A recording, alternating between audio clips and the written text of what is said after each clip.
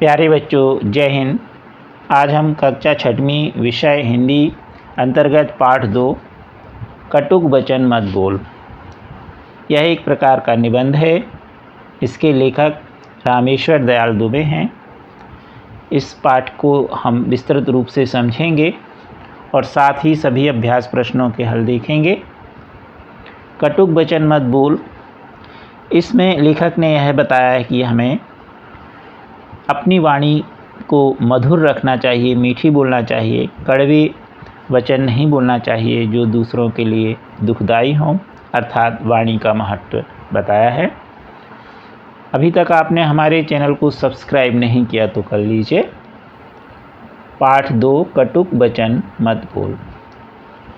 दास प्रथा के दिनों में एक मालिक के पास अनेक गुलाम थे, जिनमें एक था लुकमान। लुकमान था तो गुलाम, किंतु वह बड़ा बुद्धिमान था। उसकी प्रशंसा इधर उधर फैलने लगी। एक दिन उसके मालिक ने उसे बुलाया और कहा, सुनते हैं तुम बहुत होशियार हो, मैं तुम्हारा इम्तिहान लूँगा। अगर तुम कामयाब हो गए तो तुम्हें गुलामी से छुट्टी दे दूँगा। लुकमान ने कहा, पूछिए क्या पूछना है। मालिक ने कहा, अच्छा बताओ, शरीर का कौन सा हिस्सा सबसे अच्छा है।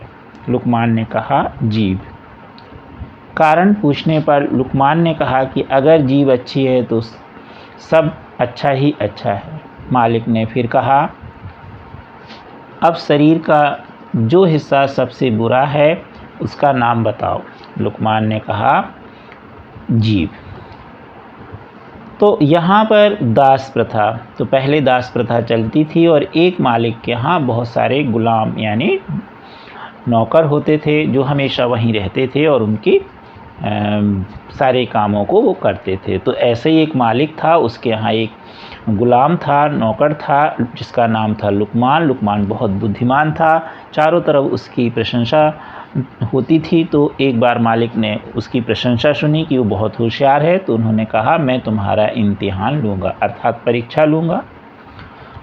और उन्होंने पहला प्रश्न पूछा लुकमान से कि शरीर का सबसे जो अच्छा हिस्सा है वो कौन सा है। तो उसने लुकमान ने कहा, जीभ। उन्होंने कहा, क्यों। तो उन्होंने कहा लुकमान ने कि अगर जीभ अच्छी है तो सब अच्छा ही अच्छा है। फिर उन्होंने मालिक ने दूसरा प्रश्न फिर से लुकमान से पूछा कि सबसे बुरा जो शरीर में हिस्सा है वो कौन सा है। तो भी लुकमान ने कहा, जीभ। और उसने कहा कि अगर जीभ बुरी है तो सब बुरा ही बुरा है।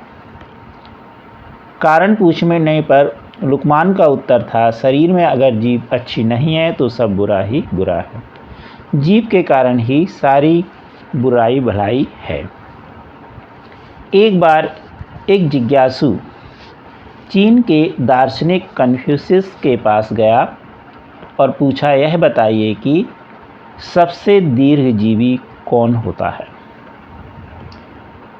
वृद्ध कन्फ्यूशियस मुस्कुराए और बोले, जरा उठकर मेरे पास आइए और मेरे मुंह में देखिए जीभ है कि नहीं। कन्फ्यूशियस ने अपने मुंह खोला। उस सज्जन ने झुककर मुंह के अंदर देखा और बोले, जी हाँ, जीभ है। तो जो चीन है, चीन के एक बहुत प्रसिद्ध दार्शनिक कन्फ्यूशियस थे जो वृद्ध हो गए थे। तो एक बार जिज्ञासु यानी जानने वाला, प्रश्न पूछने वाला, तो उसने पूछा उनसे कि जो सबसे दीर्घजीवी यानी सबसे लंबी उम्र वाला कौन है। तो पहले उन्होंने प्रश्न पूछा जब, तो कन्फ्यूशियस मुस्कुरा के बोले और उन्होंने कहा कि मेरे मुंह में देखो जीभ है कि नहीं। तो थी जीभ। तो उन्होंने कहा, हाँ, जीभ है। फिर से उन्होंने कहा, या फिर मेरा मुंह देखो और देखो कि दांत हैं कि नहीं। तो जो जिज्ञासु था, जो व्यक्ति उनसे प्रश्न पूछ रहा था, उसने देखा तो दांत तो एक भी नहीं है, क्योंकि वो काफ़ी बुजुर्ग हो गए थे। तो उन्होंने कहा, नहीं, दांत आपके एक भी नहीं है। तब कन्फ्यूशियस ने कहा, जीभ तो दांतों से पहले पैदा हुई और उसे दांतों से पहले जाना चाहिए था, ऐसा क्यों नहीं हुआ। तो उन्होंने फिर, वो दार्शनिक थे तो उन्होंने तर्क दिया कि आप बताइए, जब पैदा होते हैं तो जीभ पहले आती है, दांत बाद में, लेकिन अभी तो मैं वृद्ध हुआ तो मेरे दांत पहले चले गए और जीभ ज्यों की त्यों हैं। तो इस प्रकार उन्होंने तर्क दिया और कहा कि मेरे पास इसका कोई जवाब नहीं है, आप ही बताइए। तो जो जिज्ञासु था उसने कोई उत्तर नहीं दिया। तब वो समझाए उसको कि जीभ कोमल है, दांत कठोर हैं, जिसमें लचीलापन होगा, जो नम्र होगा, वह अधिक समय तक जीता है और जीवन में जीतता है, यानी जीवन को जीतता है। ये दो कहानियाँ जो अभी आपने देखी, ये एक ही सत्य को उद्घाटित करती हैं, अर्थात एक ही सत्य को बताती हैं। वह है कि जीवन में वाणी का बहुत महत्व है। वाणी तो सभी को मिली हुई है, परंतु बोलना किसी किसी को ही आता है। बोलते सभी हैं, किंतु क्या बोलें, कैसे शब्द बोलें, कब बोलें, इस कला को बहुत कम लोग जानते हैं। एक बात से प्रेम झरता है, दूसरी बात से झगड़ा होता है। कड़वी बात ने संसार में जाने कितने झगड़े पैदा किए। जीभ ने दुनिया में बहुत बड़े बड़े कहर ढाए हैं। जीभ होती तो है 3 इंच की ही, पर वह पूरे 6 फुट के आदमी को मार सकती है। कहा गया है, बातन हाथी पाइए, बातन हाथी पाँव। तो इसमें बताया गया है कि वाणी जो है ये बहुत कम लोग बोलना जानते हैं, अच्छी वाणी। क्यों? क्योंकि उसके लिए उन्हें कब बोलना है, कैसे शब्द बोलना है, क्या बोलें, ये जो कला है ये बहुत कम लोगों को आती है, और जिनको आती है वो मीठा बोलते हैं। और ये कहा गया है कि यदि कड़वी भाषा है तो उसके कारण बहुत सारे युद्ध हुए।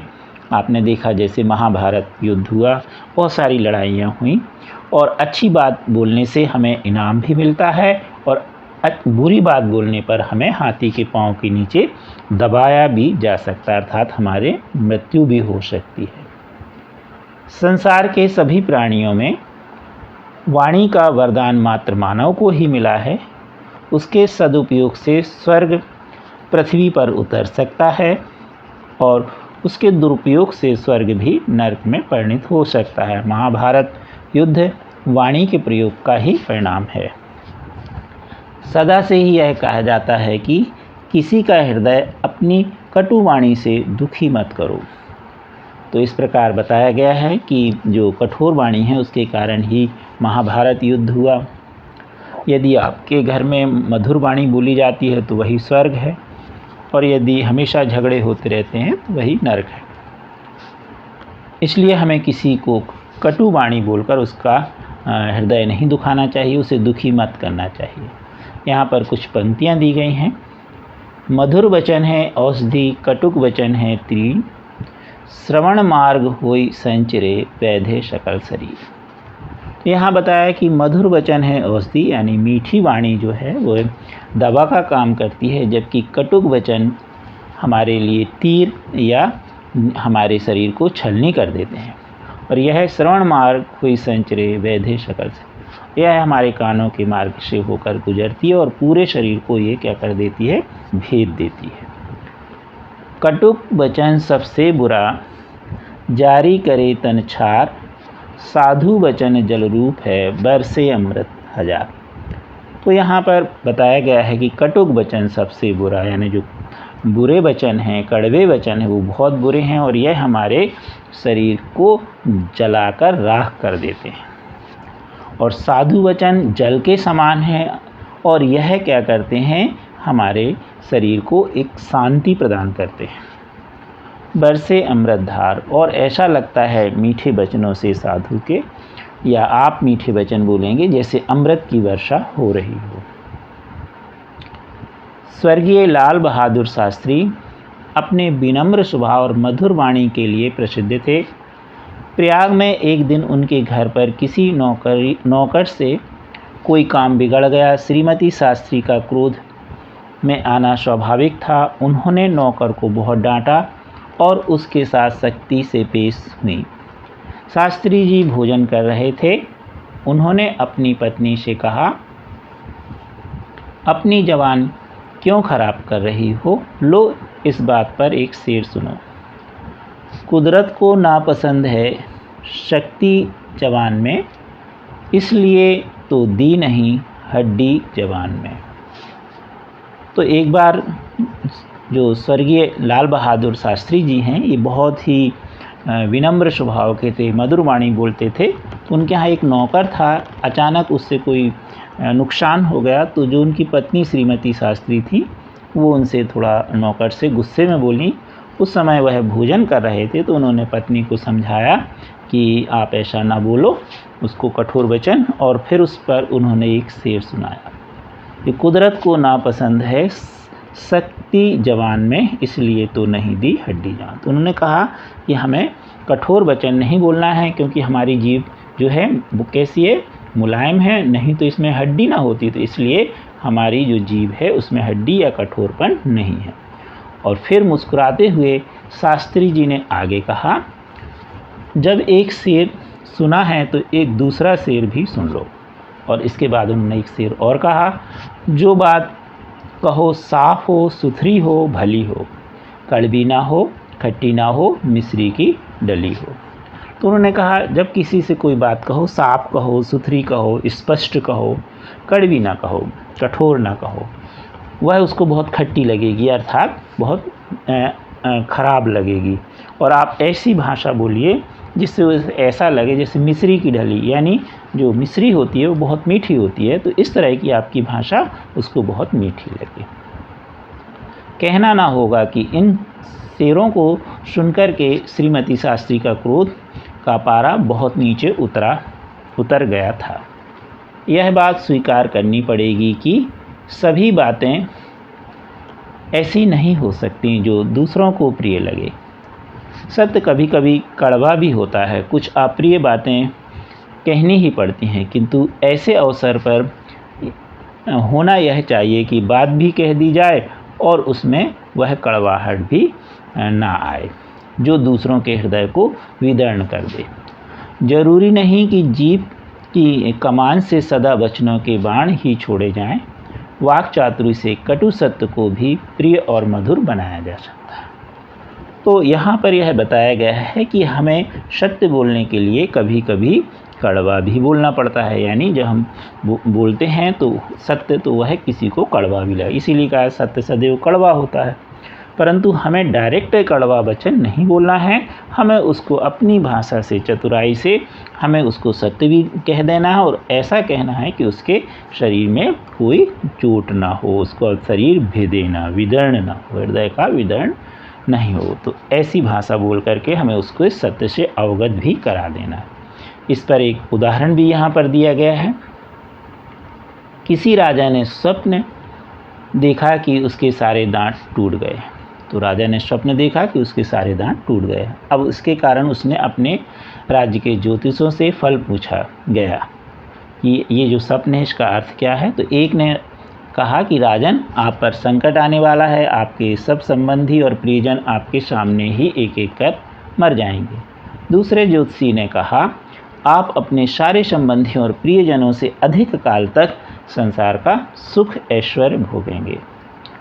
दोनों कथनों का सत्य एक ही है, किंतु पहले ज्योतिषी को कारावास मिला और दूसरे को पुरस्कार। तो यहाँ पर एक जो उदाहरण के द्वारा दर्शाया गया है कि एक राजा था, उसने स्वप्न में क्या देखा कि उसके सारे दांत टूट गए। तो उसने दो ज्योतिषियों को बुलाया, पहले से पूछा कि इसका सपने का अर्थ क्या है। तो पहले ने क्या कह दिया कि आपके ऊपर संकट आने वाला है और आपके सभी संबंधी और परिजन आपके सामने एक एक करके मर जाएंगे। जबकि दूसरे ने क्या कहा कि आप जो है सारे संबंधियों और परिजनों से अधिक काल यानी अधिक उम्र पाएंगे और संसार का सुख ऐश्वर्य भोगेंगे। स्वाभाविक है कि वो अधिक उम्र पाएंगे, अर्थात उनके सामने जो हैं वो सभी प्रियजन और संबंधी खत्म हो जाएंगे। तो बात दोनों की एक ही है, परंतु कहने का तरीका अलग है। इसलिए पहले ज्योतिषी को कारावास और दूसरे को इनाम मिला। एक बार बुलबुल ने सुबह सुबह ताजे खिले फूल से कहा, अभिमानी फूल, इतराओ मत, इस बाग में तुम्हारे जैसे बहुत फूल खिल चुके हैं। फूल ने हंसकर कहा, मैं सच्ची बात पर नाराज नहीं होता, पर एक बात है कि कोई भी अपने प्रिय से कड़वी बात नहीं कहता। अब तो आप समझ ही गए होंगे कि यदि आपकी वाणी कठोर है, तीखी है, कर्कश है तो उसे सुधारिए, मीठी बनाइए, नहीं तो लोकप्रिय व्यक्तित्व का सपना आपका अधूरा रह जाएगा। तो यहाँ पर बताया गया है कि एक बुलबुल है और वह फूल से क्या कह रही है, खिले हुए फूल से, कि तुम ज़्यादा मत इतराओ और क्या होगा कि इस बाग में तुम्हारे जैसे बहुत फूल खिले और वो क्या हुए, गिर गए या किसी ने तोड़ लिए। तो फूल बड़े मुस्कुरा के क्या बोलता है, क्योंकि बुलबुल और फूल का संबंध एक दूसरे से है, तो वो कहता है कि हमें अपने प्रियजनों से कड़वी बात नहीं बोलनी चाहिए। वो सही है जो बोल रही है, लेकिन इस तरह से न बोलें। तो इस प्रकार इस पाठ से हमें यह शिक्षा मिलती है कि हमें मीठी वाणी बोलनी चाहिए। अब देखेंगे अभ्यास प्रश्नोत्तर। प्रश्न पहला है, सही विकल्प चुनकर लिखिए। दांत जल्दी टूट जाते हैं क्योंकि वे, अब इसमें 4 विकल्प हैं तो इसका सही विकल्प होगा कठोर। कठोर हैं इसलिए वो जल्दी टूट जाते हैं। मधुर वचन है तो इसका सही होगा औषधि। अगला प्रश्न है, रिक्त स्थानों की पूर्ति कीजिए। शरीर में खाली स्थान अच्छी तो नहीं है तो सब बुरा है, यानी क्या, जीभ। वाणी का वरदान खाली स्थान को मिला है, तो वाणी का वरदान किसको मिला है, जीव, मानव को, जो जीव के रूप में। अगला है, वाक्य चतुर से कठोर वचन को प्रिय और मधुर बनाया जा सकता है, तो कैसे, मधुर, यहाँ पर प्रिय और मधुर कर दीजिए। अगला है, वाणी के दुरुपयोग से स्वर्ग भी काय में बदल जाता है, नरक में। अब इसके बाद अगला प्रश्न है, 1 या 2 वाक्यों में उत्तर दीजिए। मालिक ने लुकमान की बुद्धि की परीक्षा किस प्रकार ली। तो मालिक ने लुकमान की बुद्धि की परीक्षा यह प्रश्न पूछ कर ली कि शरीर का सबसे अच्छा हिस्सा कौन सा है और सबसे बुरा कौन सा है। जिज्ञासु ने कन्फ्यूशस से क्या प्रश्न किया। तो जिज्ञासु ने प्रश्न किया कि दीर्घजीवी कौन होता है। अगला प्रश्न है, श्रीमती शास्त्री नौकर पर क्रोधित क्यों हुई। तो श्रीमती शास्त्री नौकर पर क्रोधित इसलिए हुई क्योंकि उससे कोई काम बिगड़ गया था। राजा ने स्वप्न में क्या देखा। तो राजा ने स्वप्न में देखा कि उसके सारे दांत टूट गए। बुलबुल और फूल का संवाद लिखिए। तो बुलबुल ने सुबह सुबह ताजे फूल से कहा कि अभिमानी फूल, इतना मत इतराओ, इस बाग में तुम्हारे जैसे बहुत फूल खिल चुके हैं। इस पर फूल ने हंसकर कहा कि मैं सच्ची बात पर नाराज नहीं होता, पर एक बात जरूर है कि कभी भी अपने प्रिय से कड़वी बात नहीं कहते। यानी फूल ने बहुत अच्छा उत्तर दिया।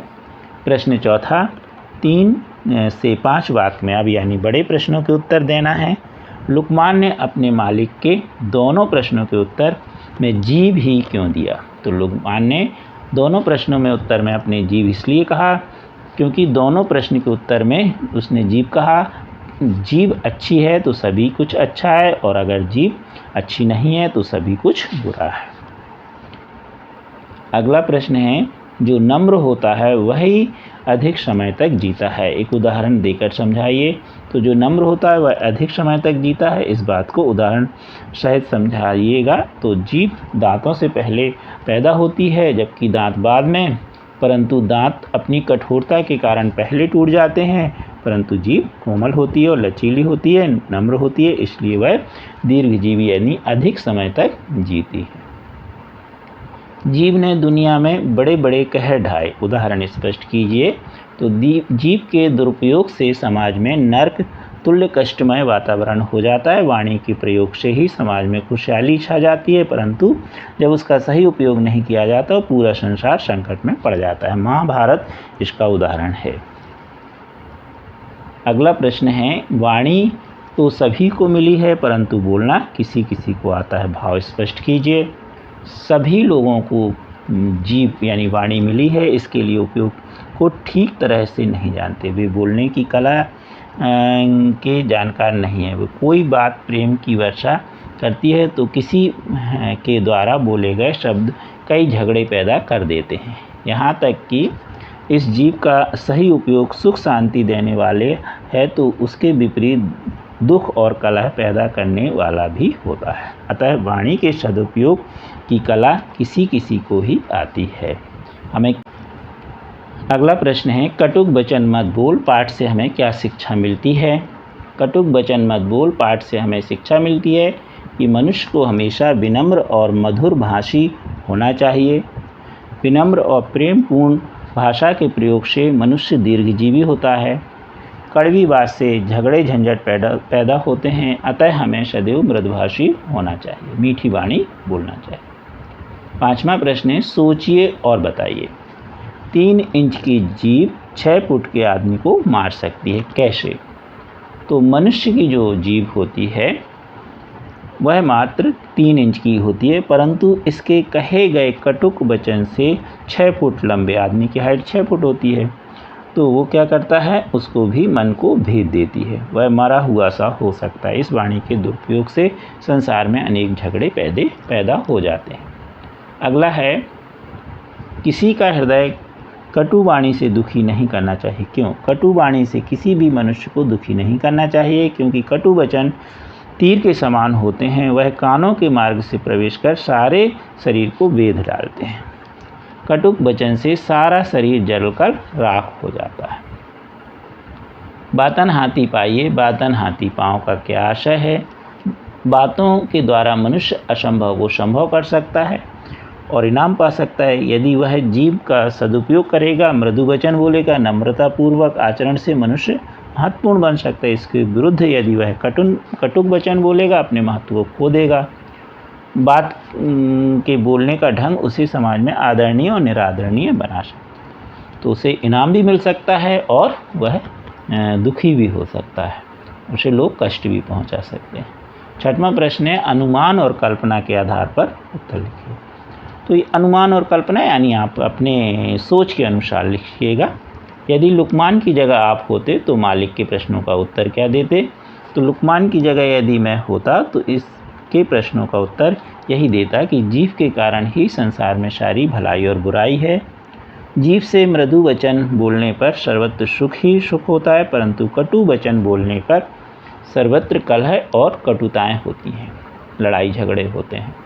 हमें वाणी का वरदान ना मिला होता तो क्या होता?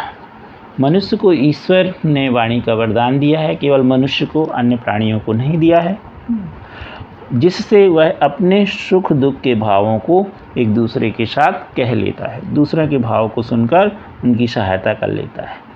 वाणी के वरदान न मिलने की दशा में यह सारा जगत मूक बन जाता। कृपया हमारे चैनल को शेयर सब्सक्राइब अवश्य कीजिए। Thank you.